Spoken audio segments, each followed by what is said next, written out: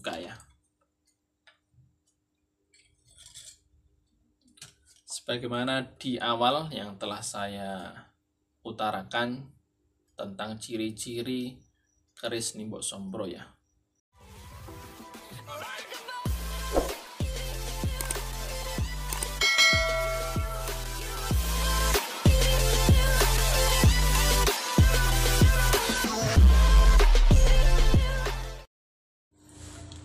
Assalamualaikum warahmatullahi wabarakatuh.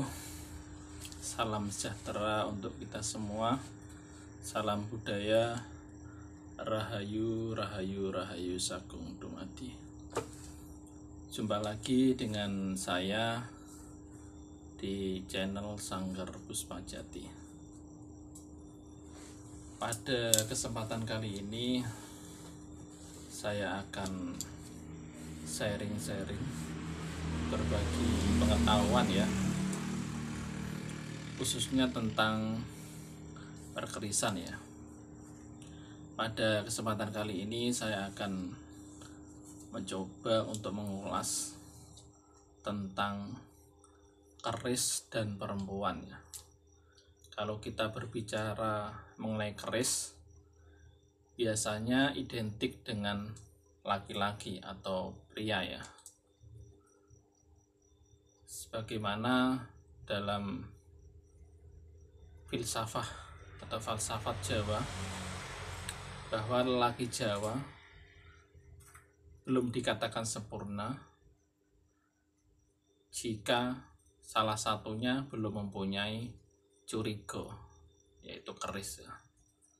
Tapi dalam dunia perkerisan sendiri ada tosan aji khusus yang biasanya dipakai oleh perempuan atau wanita. Sejauh yang saya ketahui sampai saat ini ya, ada 3 pusaka khusus yang identik dengan wanita atau perempuan ya. Yang pertama yaitu keris patrem. Ini keris yang ukurannya kecil ya. Terus yang kedua keris cundrik. Terus yang ketiga adalah tusuk konde ya, yang biasa dipakai untuk konde wanita itu ya. Itulah 3 pusaka yang identik dengan wanita. Selanjutnya kalau kita berbicara tentang keris pun, sang empu atau pembuat keris juga identik dengan laki-laki ya. Banyak sekali empu-empu yang sudah teridentifikasi, sudah ada sumber literasinya ya, mengenai bermacam-macam empu pada zaman dahulu yang hampir semuanya adalah laki-laki. Tetapi ada satu empu perempuan ini di dunia tosan aji khususnya ya, pasti tidak asing dengan satu empu perempuan ini. Orang-orang perkerisan menyebutnya dengan Nimbok Sombro ya. Dari namanya sendiri sudah jelas, Nimbok itu wanita ya, Nimbok Sombro. Sebenarnya ada lagi yang menurut banyak sumber dari para sesepuh, ada empu wanita lagi yaitu Empu Anjani. Tapi dari berbagai referensi ini belum jelas apakah Empu Anjani ini laki-laki atau perempuan. Yang jelas-jelas perempuan adalah Empu Nimbok Sombro ini ya. Tetapi kalau kita mencari referensi, mencari sumber literasinya, itu sedikit sekali tentang Nimbok Sombro ini yang tercatat ya di sumber-sumber sejarah. Sejauh yang saya ketahui dari berbagai buku tentang perkerisan, di buku ini diulas hanya sedikit, yaitu di halaman 449 tentang keris sombro ya. Tentang keris sombro ini diulas sedikit. Terus ada lagi di buku Ensiklopedia Keris karangan Bapak Bambang Harsri Nuksmo ya. Ini juga diulas sedikit di halaman 439. Bagi dulur-dulur yang punya bukunya, nanti bisa dilihat ya referensinya dari sini. Nah, untuk keris sombro sendiri itu lebih terkenal di antara para kolektor pusaka ya, bakul keris ya. Nah, menurut cerita tutur atau dari sumber yang hanya sedikit dalam buku ini, Nimbok Sombro ini merupakan salah satu empu dari Pajajaran sekitar abad ke-10 ya. Nah, beliaunya ini meninggalkan kerajaan Pajajaran untuk menyusul bapaknya. Ini yang saya dapatkan ya, informasi ini ya, yaitu Empu Manca di Mojopahit ya. Jadi itu sedikit riwayat perjalanan Nimbok Sombro ketika menyusul bapaknya di Mojopahit. Nah, dalam perjalanan itu, karena Nimbok Sombro ini mewarisi ilmu pembuatan pesan aji dari bapaknya dan saudara-saudaranya ya, sehingga beliau ini bisa atau mampu membuat pusaka atau keris.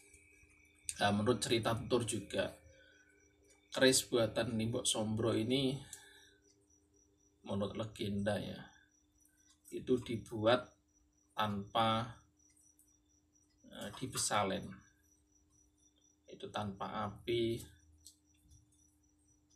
bagaimana yang ada di Besalen ya. Tapi beliaunya membuat keris itu di tengah samudra yang hanya beralaskan kain jarit ya, terus pusakanya tanpa ditempa, hanya dipijit-pijit dengan tangan ya. Legendanya seperti itu. Terus dalam menyepuh kerisnya pun, setelah keris jadi kan harus disepuh ya, itu beliaunya menyepuh, kalau diistilahkan orang-orang perkerisan itu sepuh owadi ya. Owadi sendiri kalau diibaratkan ke bahasa sekarang itu kemaluan. Jadi pusakanya nanti disepuh di kemaluannya ya. Ceritanya seperti itu. Nah, dalam perjalanan menuju Mojopahit ini ya, dalam mencari ayahnya, beliaunya itu membuat banyak pusaka ya. Nah, setiap beliaunya berhenti untuk makan, untuk bertanya kepada orang, nah, sebagai imbal jasa atau untuk membeli makanan dan sebagainya, beliau membarter atau menukar keris-keris buatannya itu.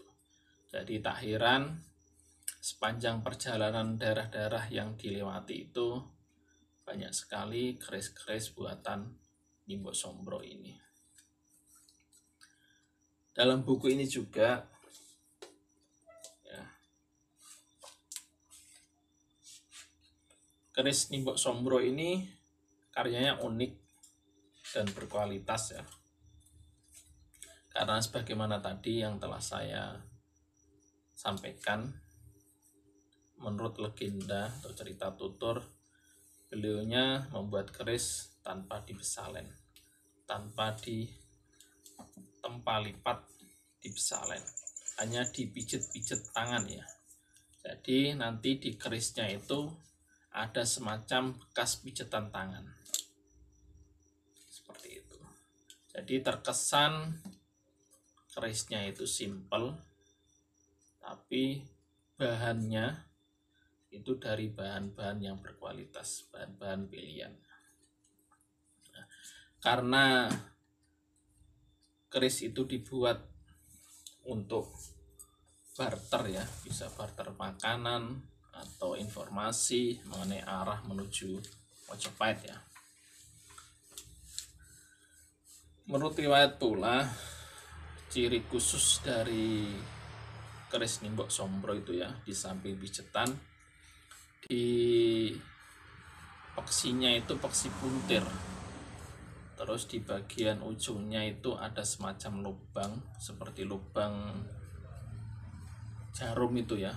Nah, itu dulu fungsinya setelah Nimbok Sombro membuat banyak pusaka, itu dimasukin benang, dikasih tali. Nah, terus cara membawanya direnteng seperti itu ya, direntengin tali. Nah, jadi ciri khusus dari keris Nimbok Sombro sendiri itu, di bilahnya ada pejetan, terus peksinya peluntir, terus di ujung peksinya nanti ada lubang untuk memasukkan tadi benang untuk direntengin dalam perjalanan ya. Menurut buku pula, di sini juga sedikit dibahas, di sini juga sedikit dibahas. Jadi saya sudah merangkumnya. Keris ini banyak sekali diburu oleh para penghobi atau kolektor keris ya. Karena dipercaya tuahnya, salah satunya yaitu membantu wanita mempercepat proses persalinan ya. Karena rata-rata keris yang dibuat oleh Nimbok Sombro ini adalah keris berdapur brojol ya. Terus dengan gonjonya gonjo iras tanpa sambungan ya. Itu salah satu tuahnya ya. Karena berdapur brojol, karena brojol sendiri kan identik dengan keris dukun bayi ya, seperti itu. Terus yang kedua, karena Nimbok Sombro ini dalam perjalanan melewati beberapa lahan pertanian ya, jadi sering sekali bertemu dengan para petani. Nah, setelah bertemu dengan petani, mungkin minta makan atau minta petunjuk arah, sebagai balas jasanya dikasih keris tersebut. Maka keris tersebut dipercaya oleh para petani bisa mengusir hama penyakit ya, bisa mengusir hama penyakit untuk pertanian ya, atau bisa menghindarkan hama tanaman ya. Selanjutnya, salah satu tuah atau angsar dari keris Nimbok Sombro sendiri yaitu untuk menyembuhkan penyakit. Ini hanya tuah, semuanya hanya perantara. Terus yang selanjutnya, tuah dari keris Nimbok Sombro ini untuk menjaga keselamatan dan ketentraman ya. Itu beberapa tuah angsar dari keris Nimbok Sombro. Nah, ini saya punya salah satu koleksi sanggar ya. Ini merupakan keris Nimbok Sombro. Kita buka ya. Sebagaimana di awal yang telah saya utarakan tentang ciri-ciri keris Nimbok Sombro ya. Ada tambahan, ciri khusus dari keris Nimbok Sombro itu kerisnya kecil ya. Hanya sebatas sejengkal tangan ini ya. Boso kalau bahasa Jawanya sekilan ya, hanya segini ya. Maksimalnya segini. Nah, terus biasanya banyak berdapur brojol dengan gonjok iras seperti ini. Gonjoknya ina iras ya, tidak sambungan. Terus terkesan ada pijetan tangan ini, seperti pijetan tangan ya. Nah, jadi kalau dari samping seperti Lok Sinandi. Nah, di sini ada bekas seperti guratan-guratan tangan ya. Terus pamornya juga pamor simpel ya, seperti ini. Terus ciri selanjutnya, sebagaimana sudah saya sampaikan di awal, peksinya ini peluntir. Ini sudah saya kasih benang, saya kuatkan, jadi tidak bisa saya lepas ini ya. Peksinya peluntir. Terus di pangkal peksi ini, pangkal atau ujung ya, di pangkal itu ada semacam lubang tepat untuk merentengi tadi dengan benang ya. Ini salah satu keris dari Nimbok Sombro yang saya ketahui. Untuk keterangan lebih lanjut, dulur-dulur bisa lihat di buku ini.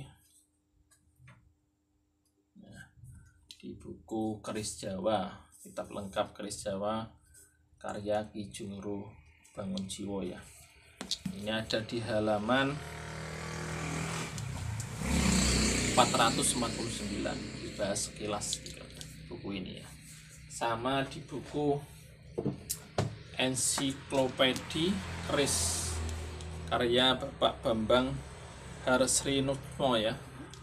Ini juga dibahas sekilas di halaman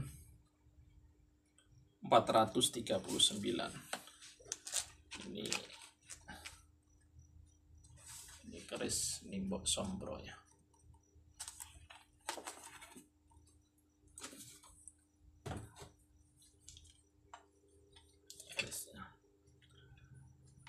Demikian pembabaran atau sharing pengetahuan tentang keris dan wanita ya.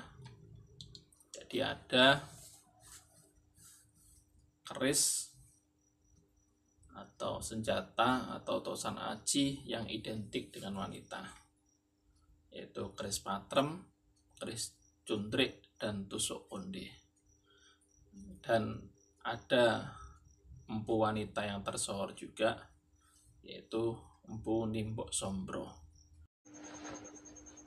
Demikian pembabaran atau sharing pemahaman tentang keris dan wanita ya. Bila ada kesalahan dalam pengucapan kata atau keliru dalam pemahaman, mohon kiranya bagi dulur-dulur atau sesepuh perkerisan untuk memberikan saran dan kritiknya ya. Karena saya juga masih belajar, masih mencari banyak referensi ya. Mudah-mudahan sedikit wawasan ini bisa bermanfaat bagi dulur-dulur semua yang sama-sama lagi belajar tentang keris ya. Demikian pembabaran kali ini. Kurang lebihnya saya mohon maaf. Sekali lagi kepada dulur-dulur yang telah membantu subscribe, like, dan komennya, saya ucapkan terima kasih. Semoga Anda senantiasa diberikan kemudahan, diberikan kesehatan, dilancarkan rezekinya ya. Bagi rekan-rekan yang belum subscribe, mohon kiranya untuk subscribe agar tidak ketinggalan video-video saya selanjutnya. Saya akhiri, salam budaya, rahayu, rahayu, rahayu sagung dumadi. Wassalamualaikum warahmatullahi wabarakatuh.